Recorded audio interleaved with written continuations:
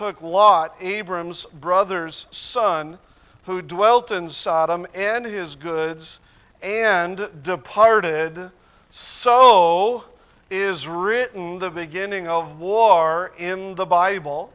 You have a federation of 5 kings who attack 4 other kings, and those 4 other kings, so what's happening is, you got to remember, you got city-states everywhere. Everybody's living in these city-states. You got 5 of them over here and 4 over here, and the 5 over here say, you know what, we think those 4 should pay our bills. So we're going to go over there and we're going to tell them, you're going to pay our bills. And so that's actually what happens. And of course, Sodom and Gomorrah and the other federation, the other federation, they said, no, we're not going to do that. And what happens is they lose, and they lose big. And Uncle Abram, what does that tell you about Abram's house? That he was able to come in, rescue Lot. Well, anyway, that's where war, that's their first record. Now, there was war. Chapter 14, so that's kind of the origin of of warfare. And we have been at war, this is the point, we have been at war ever since. You can did I already say it? You can go on Wikipedia, and you go century by century, and look at the wars. And we're not talking like hundreds in some cases. Wars and battles, man has been fighting. Like I said in the beginning there, I mean, there's an estimated 37 million people who have died since the year 1800 in wartime. In wartime. It's astounding to think about. So let's investigate then Israel's warfare. Why did Israel, part of Israel's national identity? They were fighting as they left Egypt, which obviously they had to do. Right? Either that or you stay there in Egypt and you let the Egyptians, the taskmasters, beat you and throw your children in the river and everything else. And so what happens is, God now that Israel has to instruct Israel on how to use war to serve righteousness. Please pay attention to that fact. War was a religious affair for Israel. I know, right now, that kind of sounds incendiary, doesn't it? Because there's a crowd, a group within our world that uses holy war to justify all kinds of murder and genocide and everything else. What I'm saying here is that like everything else in the believer's life, the believer looks to God for his motives, even in war. Whether therefore you eat or drink, or whatsoever you do, why do you do it? For the glory of God. So please make sure that you recognize, we're going through this, Israel was not allowed to just attack, and destroy their neighbors because they wanted to. It happened though, didn't it? Eventually it happened. Right? It became a season when the kings went out to war. Right? Boy, construction, right? Or pothole, one of the two.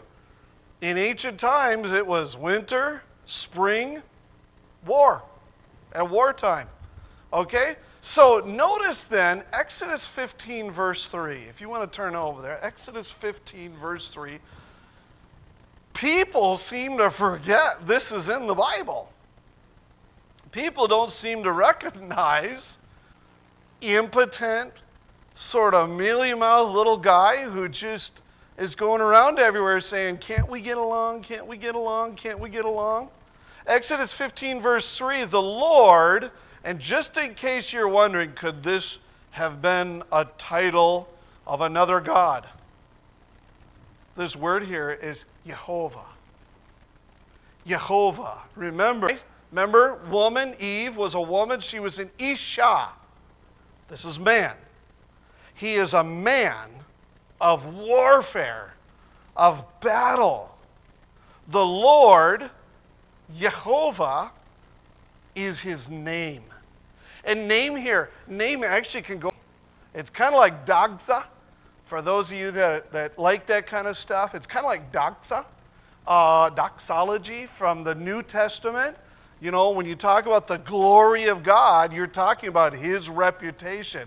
Whether therefore you eat or drink or whatsoever you do it all for the reputation, for the esteem, for the God. Obviously, God didn't fight for political clout. He didn't fight for national rivalry. He always fought, and we're going to explain it as we go along here. He fought to resist evil. He fought to promote justice. He fought to defend righteousness. We're going to explore those as we go along here pretty soon. And only when Israel began following human kings did Saul. Yep, Saul. And Saul, actually, I mean, for all of his faults, he actually wasn't a bad military tactician. So, whatever his faults were, he was a man of war. All right, God directed Israel to go to war. It was defensive. They were allowed to defend themselves. They weren't allowed to say, and it happened, but you don't see in the scriptures where they were allowed to just say, we're going to go over there and make those people pay our bills. That was not allowed. Okay? You don't see that, but when they were simply because of time. There's some other verses I want to hit.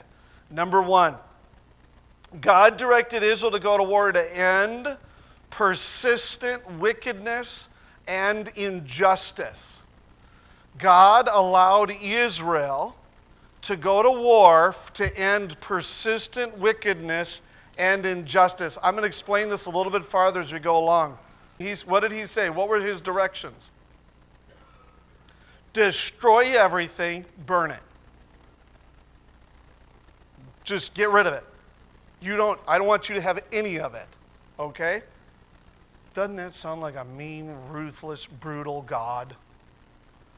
I'm going to explain. We're going to get there. All right? Stay tuned. Secondly, he did it to prevent idolatry. And protect religious identity.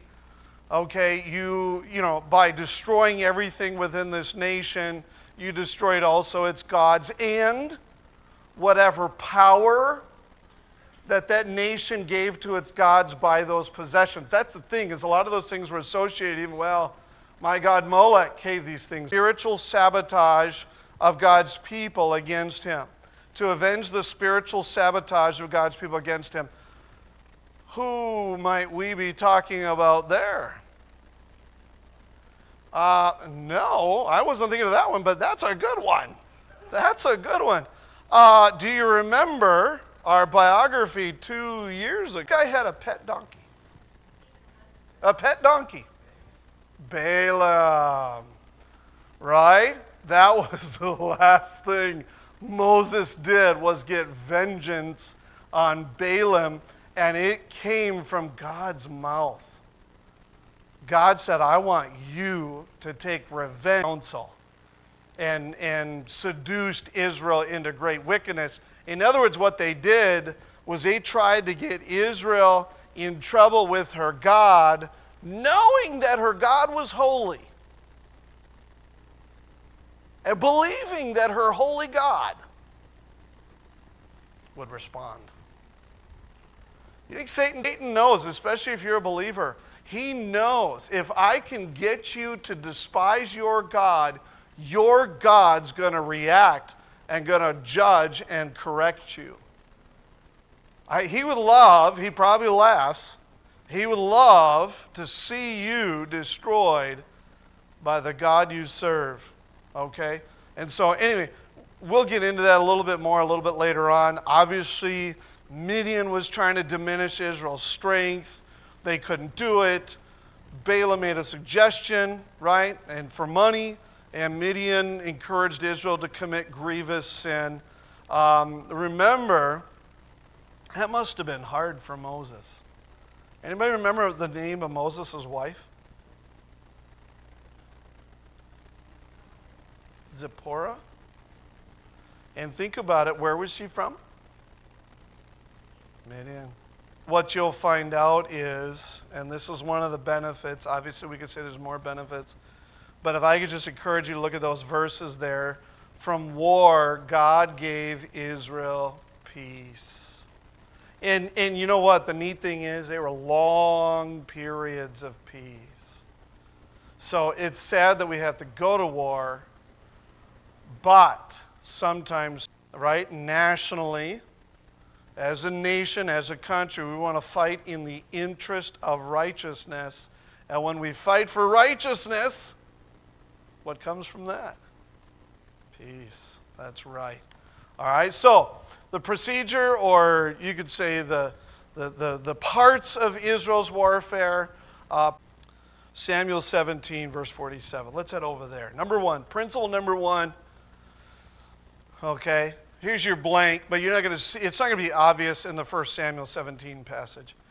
All right, God, this is principle number one. God decided what happened to captives.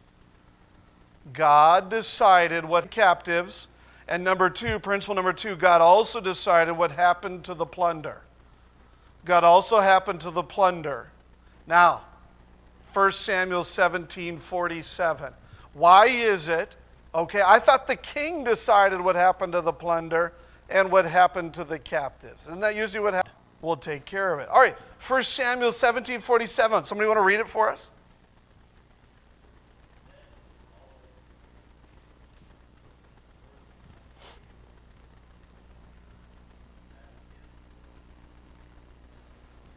Saying, God decides what happens in battle.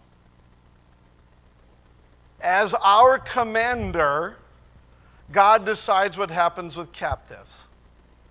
God decides what happens with plunder. In other words, and we're going to see a little bit later on, this war was decided by God. Okay? This war was decided on by God, whatever the war was that was allowed or permitted. Okay? And just like they weren't allowed to kill anybody they pleased, they were also not allowed to spare anyone they pleased. Can you somebody they shouldn't have? Yeah, Saul spared who? Anybody remember? It's a hard name. I stand corrected. It's not a hard name. Saul spared Agag and a bunch of sheep, and Samuel shows up and says, why do I hear the sound of sheep? Which is kind of funny. We're bleating in, King Agag's language, I guess. I don't know. And what he does is, right, Samuel hacks Agag to pieces. And he gets rid of him. As commander, as king, God decides what happens to captives. God decides what happens to plunder. Okay? Now, I want you to take this in, because there was, wholesale genocide, wasn't there? Okay? There was wholesale genocide.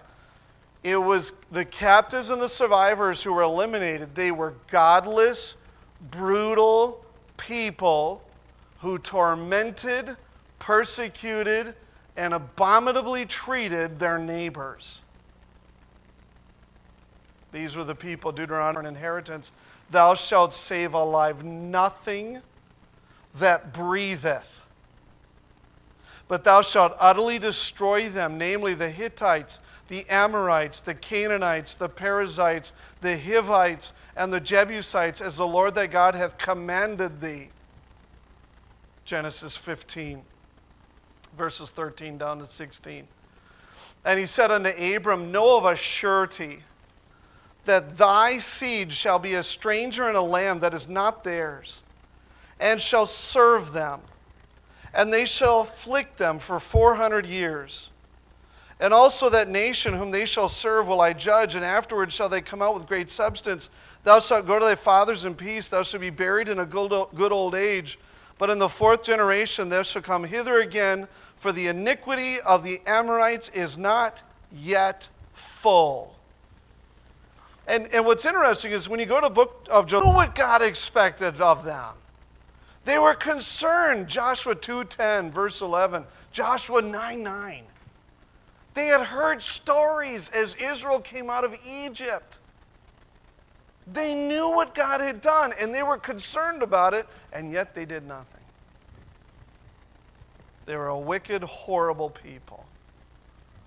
So in 1 destroy all that they have and spare them not, but slay both man and woman, infant and suckling, ox and sheep, camel and ass. He says, wipe them out. I don't want you having any part in them. I don't want you looking at those animals and remembering that they came from Amalek. They were a wicked, awful people. And God, who is our God, made us. We belong to God. God, who is our creator, he decides who lives and who doesn't. Principle number 2, God also decided what happened to plunder. Plunder was viewed in ancient times as the gift of a successful commander, and the commander would distribute the war booty, the loot, as an act of benevolence to his faithful soldiers. You just went out to battle. One soul of 500, both of the persons and of the beeves. Beeves? What are those? Cows, cattle. It's Old English for bovine, which you probably used that word this week, didn't you? Yeah, no. And of the asses and of the sheep, take it of their half, give it unto Eleazar the priest that went to Israel. They also gave of their half. So the Lord actually benefited from this war bounty. Okay? And Israel, and it's interesting because when they went into the promised land, they didn't have much to carry in with them. God showing them, I'm going to provide for you. I'm going to give you what you need. That was the problem for who? Who took spoils of war when he was not supposed to? That's right, Achan. What's that? Achan took from Jericho, and he was specifically told, touch nothing from Jericho. And of course, his whole family lost their lives. Every scene, absolutely no cavalry. Absolutely no cavalry. In the directions to the king, it is specifically stated, he shall not multiply horses to himself, nor cause the people to return to Egypt, to the end that he should multiply horses, for as much as the Lord has to use horses for war. Guess what that means? No chariots. No chariots. That means no soldiers fighting on the backs of horses. Why do you think God did that? Would the horses get the glory?